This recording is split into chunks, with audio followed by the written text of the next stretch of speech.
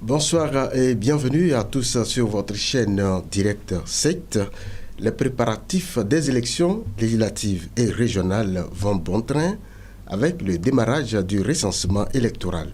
Après la première zone, le cap est mis dans la deuxième zone depuis samedi 20 mai 2023. Les partis politiques de l'opposition affûtent déjà leurs armes avec l'organisation tous azimuts des congrès.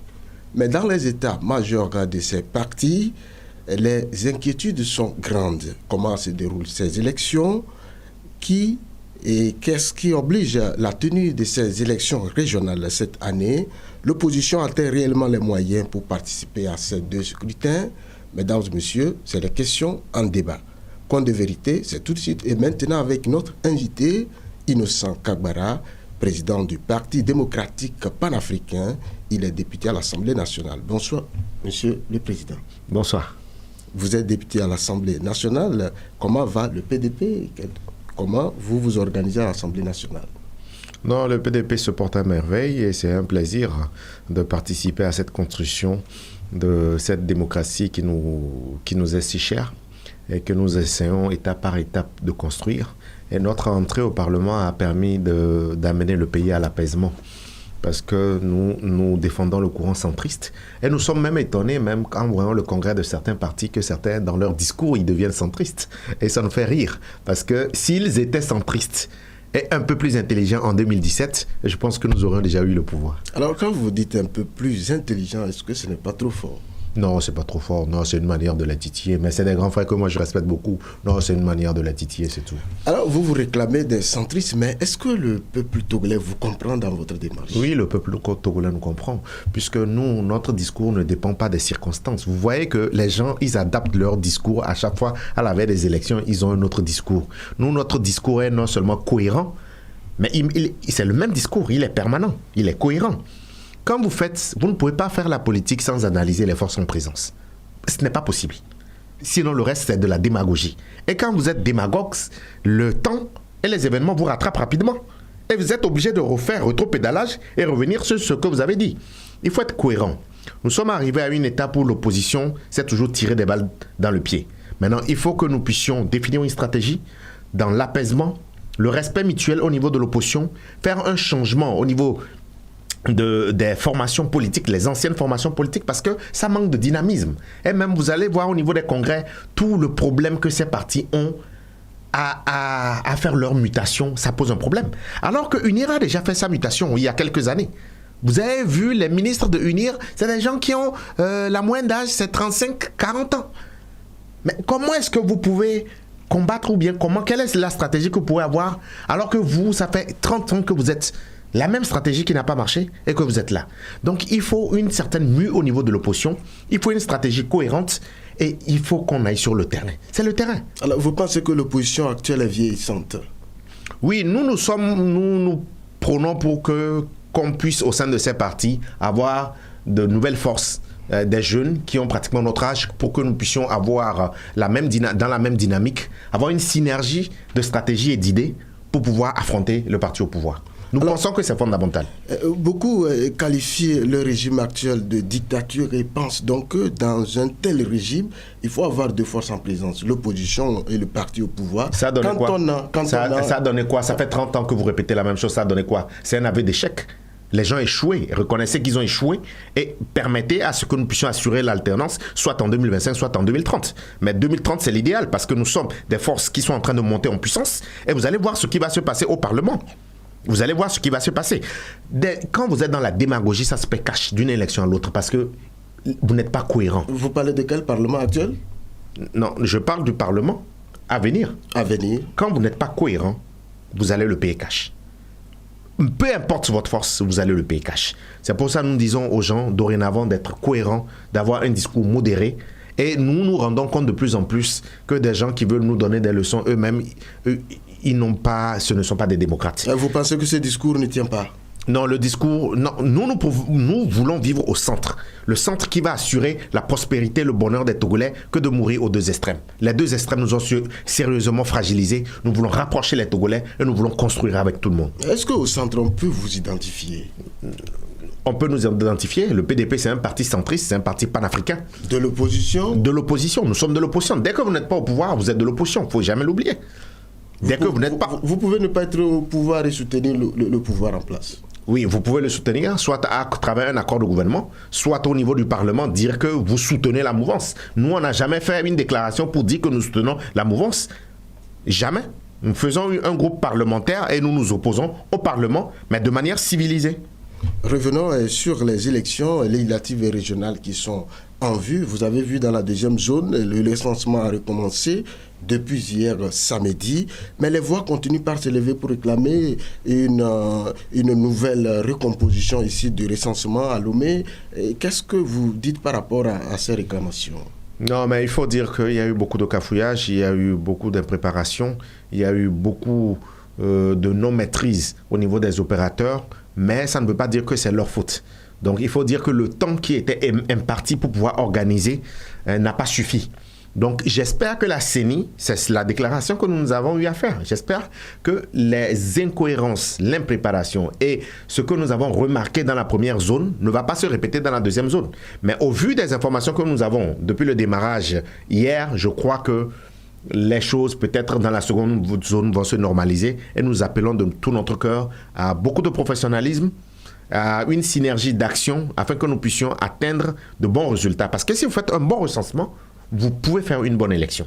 Alors, que dites-vous de ceux qui demandent la reprise ici du recensement? Il faut voir si les objectifs assignés sont atteints. Hein, le recensement dans la première zone, en fonction de la population, nous visions combien de personnes? Si l'objectif est atteint, je n'en sais trop rien. Si l'objectif est atteint, ne pensez pas qu'ils vont reprendre le recensement dans la première zone. Et ceux qui ne se sont pas fait recenser? Ils ont la possibilité dans la seconde zone pour se faire recenser s'ils veulent voter. Ils ont la possibilité de se déplacer.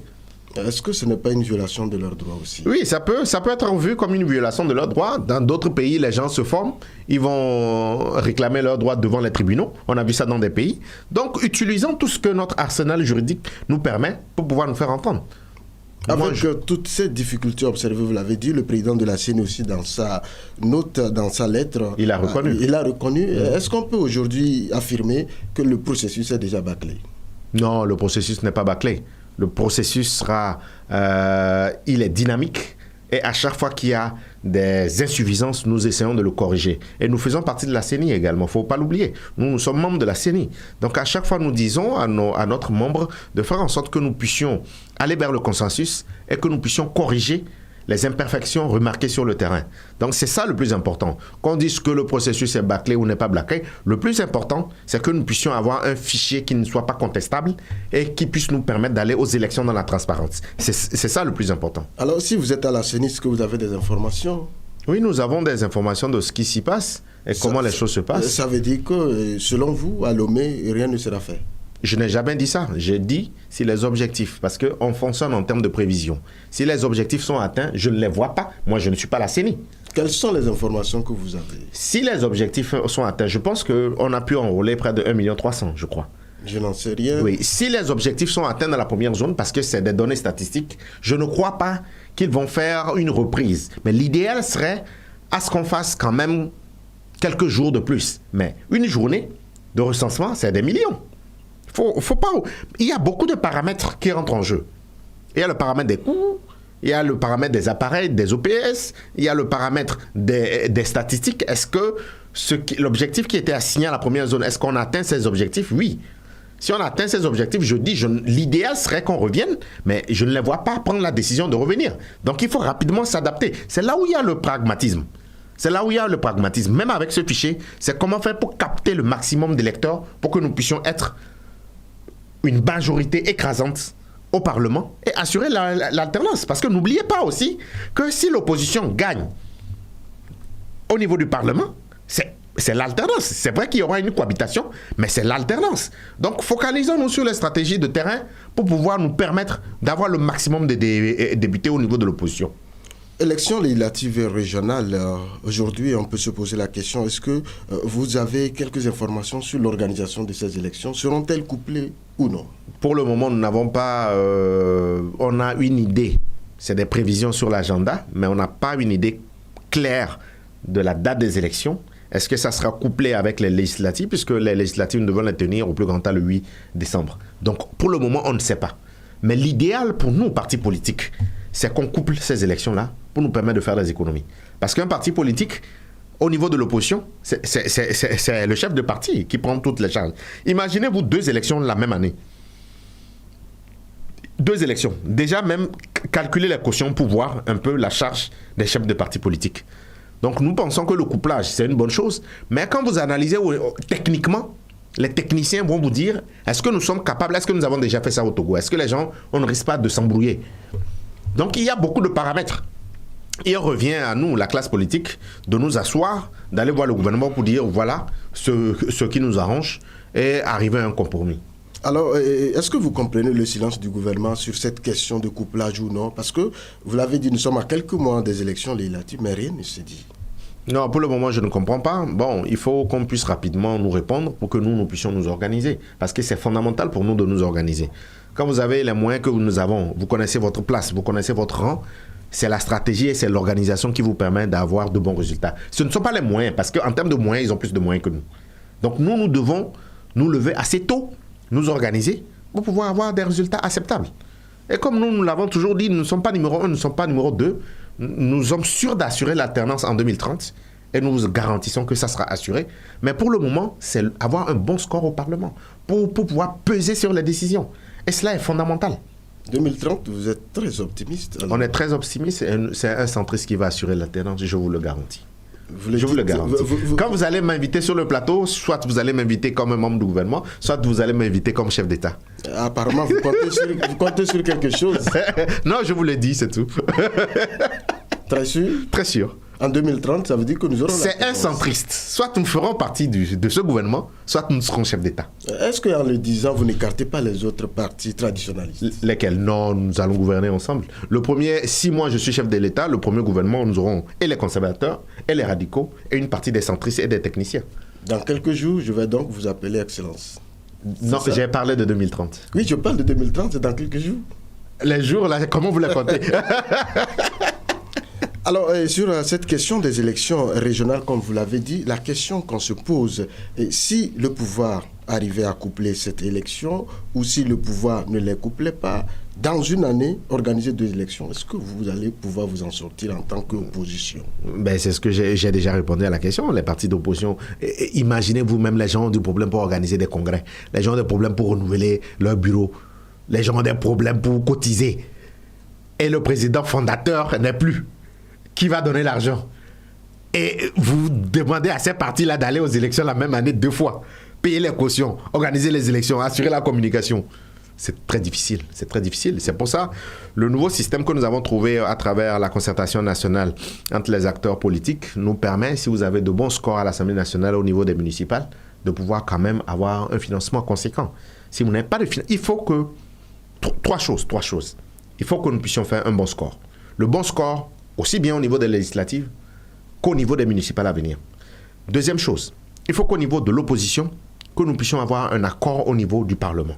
Ça nous permet de pouvoir, en fonction du nombre de députés de chacun, de pouvoir nous positionner, soit gouverner, soit nous opposer, mais de manière conséquente. Troisième chose, il faut qu'à travers notre stratégie, que nous puissions avoir une offre politique. L'offre politique nous permettra d'être en capacité de diriger le pays. Cela est fondamental. Vous parlez de l'offre politique, c'est-à-dire du projet de société. Le projet de société. On va y revenir. Parce projet de société. On vous accuse souvent de n'avoir rien, de ne rien proposer aux Togolais. On va revenir sur ce débat. Non, nous sommes les seuls à avoir quelque chose. Les autres n'avaient rien, mais nous incarnons une nouvelle façon de faire la politique à travers des projets, des propositions. Et nous sommes l'un des rares partis à faire chaque année une proposition de loi au niveau du Parlement. Et vous allez suivre à travers nos tribunes, nous sommes très actifs. Nous sommes proactifs et nous intervenons pratiquement sur tous les sujets. Et nous sommes en train de former un think tank au niveau de notre parti pour que dans quelques années, que nous puissions avoir un spécialiste par domaine. C'est ces gens-là qui vont former votre premier gouvernement. Sinon, où est-ce que vous allez prendre les gens?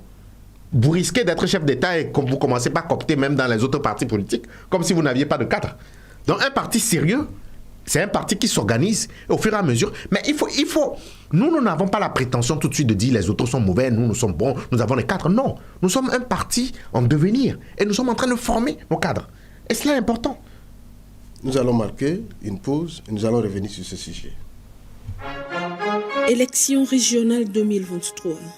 Pour le développement de nos régions et l'enracinement de la décentralisation, mobilisons-nous pour la réussite des élections régionales 2023. Participons au processus dans la paix, la stabilité et la concorde nationale. Togolais vient, bâtissons la cité.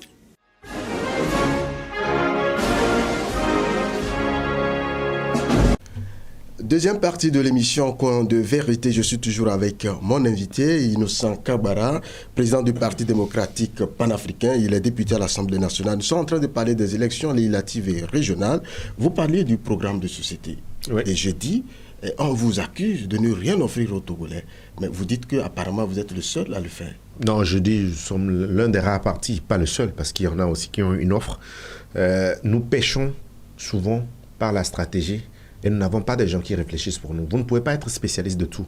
Dans votre parti, vous devez avoir des gens qui réfléchissent pour vous, qui vous font des petites notes. C'est ça qui vous permet de pouvoir réagir par rapport à l'actualité. Mais non seulement ça, vous devez avoir un projet de société. Le projet de société doit être une stratégie pour pouvoir déstabiliser ceux qui sont là et prouver que vous pouvez faire mieux ou plus qu'eux. Sinon, à quoi ça sert de les remplacer si vous ne pouvez pas faire mieux qu'eux? Donc nous sommes en train de préparer nos cadres pour être en capacité de faire une offre politique crédible. En 2030. En 2025 et en 2030. Si l'occasion le permet, en 2025, si vous avez la malchance de nous laisser, en 5 ans, on transforme le pays en Singapour. En 5 ans.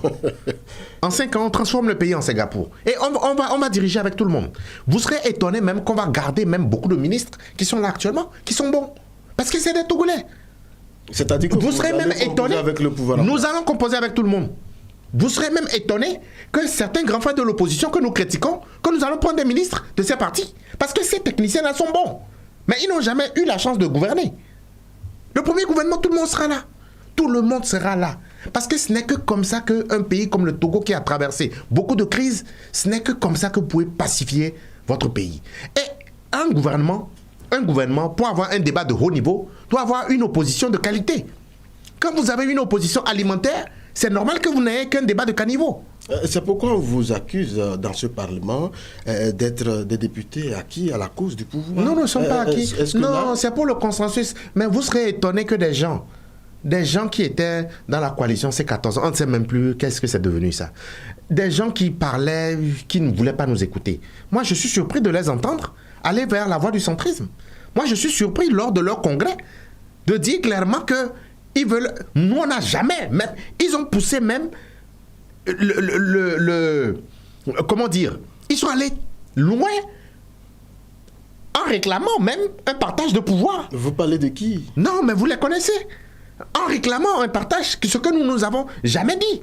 Nous disons simplement qu'il faut aller à l'apaisement et il faut le consensus. On nous dit non, dès que vous dites ça, vous êtes des gens vendus. Mais maintenant, eux, je ne sais pas, est-ce qu'ils sont vendus, achetés? On ne sait pas comment les qualifier, c'est grave. Des gens qui nous ont tapé dessus durant 5 ans. Moi, je vais vous poser une question. Et je ne sais pas, tous les regroupements qui se font, qui se défont, on ne vous voit jamais. Est-ce que c'est parce que les autres ne vous font pas confiance ou non, nous sommes égaux. Non, nous sommes égaux à nous-mêmes. Nous sommes égaux. Nous n'allons jamais faire une coalition de crabes. C'est un panier à crabes. C'est des gens qui n'ont pas de valeur. Pour que vous et moi, que nous puissions, même un mariage, il faut que nous ayons les mêmes valeurs. Sinon, qu'est-ce que vous faites ensemble? Le jour, quand il y a les lumières, quand tout le monde est là, vous souriez. Mais dès qu'on était les lumières, c'est la bagarre. Est-ce que ça veut dire que seul vous pouvez y arriver? Non, seul nous n'allons pas y arriver. C'est pour ça que c'est intéressant d'aller aux élections, des fois seul, pour que chacun puisse connaître son poids politique. Et après, aller vers des coalitions où chacun respecte le poids de l'autre. Parce que si vous ne connaissez pas dans une coalition la valeur de chacun, ça pose un problème. C'est ça qui est arrivé à ces différents regroupements. C'est pour ça que vous allez voir, c'est des gens qui étaient dans les regroupements ont décidé de ne plus faire partie de ces regroupements et que ces élections qu'ils iront seuls. D'autres qui n'existent que par les regroupements. Hein? C'est extraordinaire que c'est des gens. Vous en connaissez? Non, il n'existe que pas de regroupement. À part les regroupements, ils ne valent pas grand-chose. Oui, donc, il n'existe... Est-ce que vous... Non, les Togolais les connaissent. Les Togolais les connaissent. Ces gens-là, c'est eux qui donnent souvent des leçons. Et c'est dans les regroupements, c'est eux qui veulent s'affirmer. Alors que peut-être que dans le regroupement, celui qui a le plus de popularité va vous dire non. Donc c'est pour ça que je dis c'est important. Avant qu'on aille à des regroupements, les regroupements, même normalement, ça doit être pour l'élection présidentielle. Et si on a les 2 tours et cela est bien organisé, normalement c'est au second tour que nous devons nous réunir. Le premier tour, qu'il soit permis à tout le monde de montrer quelle est son offre politique et quel est son poids politique. Et cela est vraiment important si vous voulez aller loin. Donc, les regroupements, c'est bien, mais il faut que vous ayez les mêmes valeurs. Si vous n'avez pas les mêmes valeurs, ça pose un problème. Mais encore, si vous avez une bonne base et que vous arrivez à avoir assez de députés, ce que nous souhaitons pour le BTP, vous pouvez avoir une coalition au niveau du Parlement. Soit pour diriger le pays, parce que vous serez majoritaire, soit pour vous opposer à ceux qui vont diriger le pays. Donc, il faut qu'on fasse un travail de fond pour avoir le maximum de députés. Alors, je vais vous poser la question parce que vous semblez être très optimiste sur la question électorale. Mais on a vu votre candidature être rejetée en 2020. Oui. Et on s'étonne comment vous avez été retenu pour être candidat en 2018 et votre candidature a été rejetée en 2020. Et est-ce que vous ne craignez pas, est-ce que vous ne craignez pas encore? Non, vous n'avez pas le même dossier. De la présidentielle à l'élection législative, ce n'est pas le même dossier. Et c'est parce qu'on a eu peur de nous. Et en 2025, nous serons là. En 2030, nous serons là. Donc, s'il plaît à Dieu, pour le moment, nous ne sommes pas candidats. Mais en fonction des événements, vous verrez quelle est la stratégie de notre campagne. Le régime a eu peur de vous? Non, tout le monde a eu peur de nous. En fait, ce qui est extraordinaire, quand vous jouez la Champions League, les plus grosses nations européennes, ils s'entendent pour aller en quart de finale, demi-finale, finale, sachant très bien qui va gagner à la fin. Vous parlez de qui? Du pouvoir ou de l'opposition? Non, pouvoir et opposition, ils se sont entendus pour nous disqualifier les jeunes. Ah? Oui, ils se sont entendus, mais sachant très bien que le pouvoir allait gagner à la fin. Qui parmi eux nous a défendus? Et c'est les mêmes qui, après les élections, nous demandent de défendre qu'ils ont été trichés. Bon, on dit qu'il y a quelque chose qui ne va pas dans leur logique. Est-ce que vous-même vous avez revendiqué? On a revendiqué. On a laissé tomber cette affaire-là. Pour nous, le plus important, c'est d'avancer. C'est de comprendre si réellement vous êtes optimiste que non, pour nous, c'est votre candidature sera... Pour nous ne sommes pas un homme du passé. Quelqu'un qui est dans le passé, qui n'arrive pas à fermer des pages, ne peut pas ouvrir une nouvelle page. Nous ne sommes pas un homme du passé. Nous sommes un homme de l'avenir. Nous sommes un homme pragmatique. Nous sommes un homme réaliste. Et ce que nous voulons pour ce pays, c'est un pays qui se lève, qui est debout et qui constitue une puissance au niveau agricole, au niveau de l'éducation, au niveau de la diplomatie. Nous sommes une puissance en termes de diplomatie. Nous sommes une puissance militaire. Maintenant, au niveau de l'agriculture, au niveau de la santé, il faut injecter ce qu'il faut injecter avec de bonnes personnes, avec un bon plan. Et puis le pays est lancé, le pays est sur les rails. C'est ça le plus important pour nous. Peu importe celui qui est là, si on arrive à nous assurer ça, pour que tous les Togolais puissent faire 1, 2, 3 repas par jour, c'est ça le plus important. Peu importe la tête de la personne. Sur la question des élections régionales, on a écouté vos collègues qui disent n'avoir pas vu l'importance de cette élection. Quel est votre avis sur cette élection? Cette élection est dans notre constitution. C'est le dernier niveau de la décentralisation. Soit nous modifions la constitution pour dire qu'on n'en veut pas, là on ne le fait pas. Soit nous faisons cette élection pour pouvoir achever le processus de décentralisation. En ce qui me concerne, ça dépend de comment on voit les choses. Parce que le budget qui est affecté à cette élection, à cette chambre haute du Parlement, ça peut servir à construire des hôpitaux, à construire des écoles. Il y en a qui font cette analyse, qui est aussi vraie. Aussi, il faut regarder aussi au niveau de la décentralisation, au niveau des régions. Parce que les régions ont des compétences que les mairies n'ont pas. Donc, au niveau de la région, est-ce qu'on va laisser ces régions-là comme ça? Ou est-ce qu'il va falloir les organiser pour construire des infrastructures que plusieurs préfectures peuvent utiliser pour pouvoir booster l'économie de ces régions-là? Donc, c'est une manière de voir les choses. Parce que des fois, si vous ne voyez que le budget et vous ne voyez pas l'impact au niveau de la base, ça pose le problème de développement. Oui, quand on voit déjà les difficultés au niveau des communes, les difficultés... Il faut donner plus de moyens. Il faut donner plus de moyens aux communes. On a un gros problème d'infrastructure. Il fallait préparer beaucoup plus les infrastructures avant de faire les élections. Parce que vous ne pouvez pas... Si vous n'avez pas d'infrastructure, où est-ce que vous allez mettre les gens pour travailler? Il fallait préparer suffisamment les infrastructures et les communes n'ont pas suffisamment de moyens. Et au niveau des communes, excusez-moi pour ce que je vais dire, c'est que les gens ne sont pas suffisamment préparés. Certains conseils municipaux, ils agissent comme si la commune était une entreprise privée. Ils ne sont pas préparés à la gestion de la chose publique. Donc, nous sommes en apprentissage. C'est normal qu'il y ait des erreurs. Mais vous allez voir le niveau des compétences d'abord des candidats aux prochaines élections municipales. Et vous allez voir comment ces communes-là seront gérées. Elles seront mieux gérées que ce qui est fait maintenant. Et vous allez voir même, d'année en année, au niveau du vote de leur budget, vous allez voir des améliorations. Vous allez voir au niveau des améliorations. Donc c'est un processus. Est-ce qu'il fallait dire qu'il fallait laisser les délégations spéciales? Est-ce qu'on aurait pu dire de laisser les délégations spéciales continuer? Non. Il fallait qu'on installe les communes, avec les incohérences, avec les imperfections. Mais nous sommes en train d'aller de l'avant. Et vous allez voir que d'ici la fin du mandat, en 2025, il y aura une nette amélioration par rapport à la gestion des communes. Mais nous plaidons pour qu'il y ait plus de budget, pour qu'il y ait plus d'allocations pour certaines communes. Parce que quand vous voyez les ressources qu'on affecte, on prend en compte, il y a 3 paramètres. On prend en compte la population, la grandeur, on prend en compte le taux de pauvreté, il y a un dernier paramètre. Ce qui fait que certaines communes se retrouvent avec pas grand-chose. Pas grand-chose. Et ça pose un problème. Vous êtes un groupe parlementaire, pourquoi vous ne soulevez pas ce débat? Non, on a soulevé ce débat plusieurs fois. Nous faisons partie du comité qui siège sur la décentralisation. Nous étions invités, nous avons fait des propositions et nous sommes consultés et nous disons ce que nous pensons. Donc c'est un processus qui est en amélioration et on a pris en compte ce que nous avons fait comme revendication. Et je crois que les années à venir, il y aura beaucoup plus d'autres aménagements qui vont permettre une certaine efficacité au niveau de la gestion de nos communes. À vous entendre, vous serez prêt pour ces élections régionales si... Nous sommes prêts pour toutes les élections. Un parti sérieux, c'est un parti qui est prêt. Un parti sérieux, c'est un parti qui est prêt. C'est un parti qui ne se cache pas derrière les coalitions, derrière les regroupements. C'est un parti qui travaille, c'est un parti qui recule des cartes, c'est un parti qui prépare son programme de société, c'est un parti qui a une vision à moyen et long terme. C'est pour ça que nous vous parlons de 2030. Nous sommes le premier politicien à parler de 2030. 2030. Parce que l'alternance, ça se construit. Il faut du temps. Ce n'est pas un rêve. Mais pourquoi? Invitez-moi en 2030. Soit vous allez m'inviter, je serai dans le gouvernement d'un centriste, soit je serai le président de la République et je vais vous offrir mon premier interview. Ah là, c'est très bien. Nous serons très ravis de vous recevoir comme président de la République. Voilà, donc on se donne rendez-vous en 2030. Oui, vous avez écouté, vous avez fleuri ça, la sortie du président de Santé du Peuple qui invite le gouvernement à s'ouvrir pour composer avec l'opposition. Vous avez fleuri ça. Sur quelle base? Sur quelle base? Mais c'est son souhait. Oui, mais si le gouvernement veut faire une ouverture, il n'y a pas de souci, nous on va applaudir. Mais sur quelle base?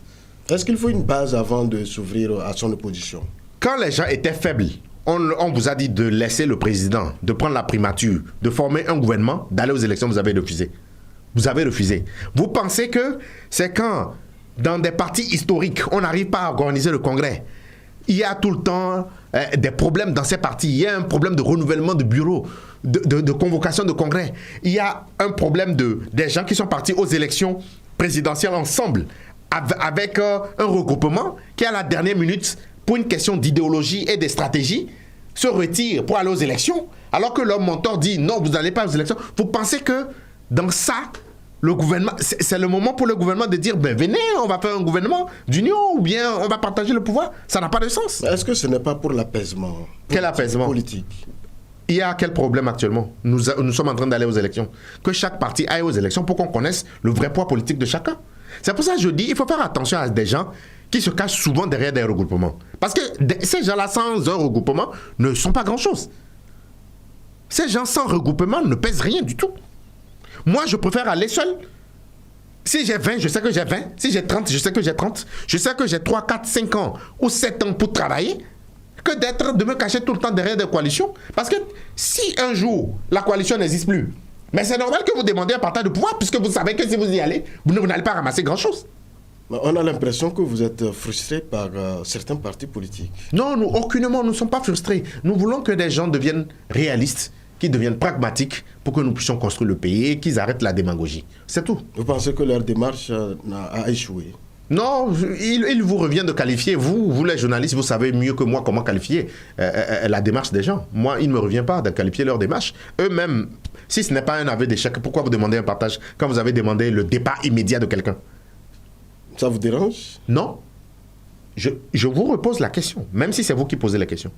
Si vous dites, moi, il ne me revient pas d'apprécier, mais c'est clairement un aveu d'échec. Quelqu'un, vous avez demandé son départ immédiat que vous n'avez pas obtenu. Quelques années plus tard, vous voulez pas le partage. Qu'est-ce que ça veut dire? On peut comprendre après. Sur quelle base? Je n'en sais rien. Peut-être qu'ils ont compris. Mais posez-lui la question. Mais posez-lui la question. Donc, ils sont devenus réalistes. S'ils sont devenus réalistes et pragmatiques, ils n'ont qu'à s'aligner derrière nous pour qu'on puisse cheminer ensemble, c'est tout.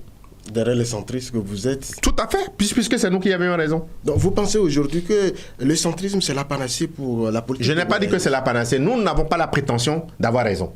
Nous faisons des propositions. Même si ces propositions ne sont pas bonnes, que certains, dans leur camp, ne disent pas que si ce n'est pas ce que nous on a dit, ce que les autres disent là, ils sont vendus. Non. C'est ça que nous combattons, c'est cet esprit-là que nous combattons au niveau de l'opposition. Il faut qu'ils apprennent à faire avec les autres. Si une personne fait une proposition, si elle n'est pas de votre goût, mais quitte à vous de faire votre stratégie. Mais c'est la fin qui justifie les moyens. Mais nous nous rendons compte de plus en plus que ces gens-là, ils changent de discours comme on change les chemises. Et ce n'est pas cohérent, puisqu'en politique, il faut être cohérent. Mais si jamais on arrive à un gouvernement de consensus, c'est toujours des Togolais qui seront dans ce gouvernement. Nous, on va applaudir.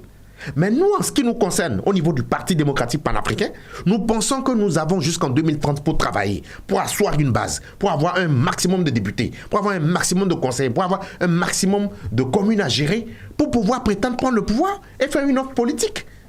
Donc voilà notre ambition, notre vision. Nous n'allons pas aller demander qu'on nous donne 1 ou 2 ministres. Non, non, on n'est pas dans cette démarche. Mais si le gouvernement en place, au vu de ce qui se passe dans le pays, au vu des accords que nous avons avec l'opinion nationale et internationale, bon, pas des accords, avec des institutions, on nous dit, écoutez, il faut aller à un consensus, faites un gouvernement, faites de l'ouverture. Nous, on n'est pas contre. Mais nous disons qu'il ne faut pas se cacher derrière les coalitions, il faut qu'on aille travailler sur le terrain. On a observé ces derniers jours les partis de l'opposition organiser des congrès tous azimuts. On se pose la question, qu'est-ce qui explique cette course contre la montre aujourd'hui, puisqu'on ne le sentait pas? Nous, on a toujours organisé les congrès. C'est un congrès en 2019, en mars, avril 2019, qui m'a porté à la tête du parti. Donc nous allons faire notre congrès avant la fin de l'année. Nous, on essaie de faire les congrès chaque 5 ans. Mais il force est de constater qu'il y a beaucoup de partis qui ne faisaient pas de congrès. Et il y a eu le changement de la charte des partis politiques. Donc, ils sont obligés de faire le congrès. Sinon, ils ne pourront pas continuer à faire la politique parce que beaucoup n'avaient pas de siège et beaucoup ne renouvelaient pas les instances. Donc, c'est pas forcément pour aller aux élections, mais c'est pour corriger un écart qui était constaté et que la nouvelle loi ne permet plus, puisqu'il y a eu un délai de grâce. Ah, d'accord. Donc, c'est pour exister désormais qu'il faut... C'est pour exister, Il faut nécessairement organiser ces congrès. Oui, c'est pour exister. Mais ceux qui avaient déjà fait un congrès durant les 5 ans ne sont pas concernés. Donc, mais nous ferons un congrès. Vous êtes exempté alors, le PDP? Mais nous ferons un congrès, puisque nous, chaque 5 ans, nous avons toujours eu l'habitude de faire le congrès. Donc, nous continuerons dans cette dynamique. Merci d'être passé. C'est moi qui vous remercie. Ce fut un véritable plaisir. Est-ce que vous avez un dernier mot? Mon dernier mot, c'est que nous avons une nation qui est extraordinaire, extraordinaire. Il suffit de sortir pour voir la beauté de ce pays. Et nous devons construire ce pays ensemble. Et nous voulons incarner un pays qui est fort diplomatiquement, fort économiquement, fort militairement et qui est respecté dans le concert des nations. Je vous remercie. Merci à vous tous qui nous avez suivis. C'était tout pour ce numéro Coin de Vérité. On se retrouve dans un prochain numéro. D'ici là, portez-vous bien. Au revoir.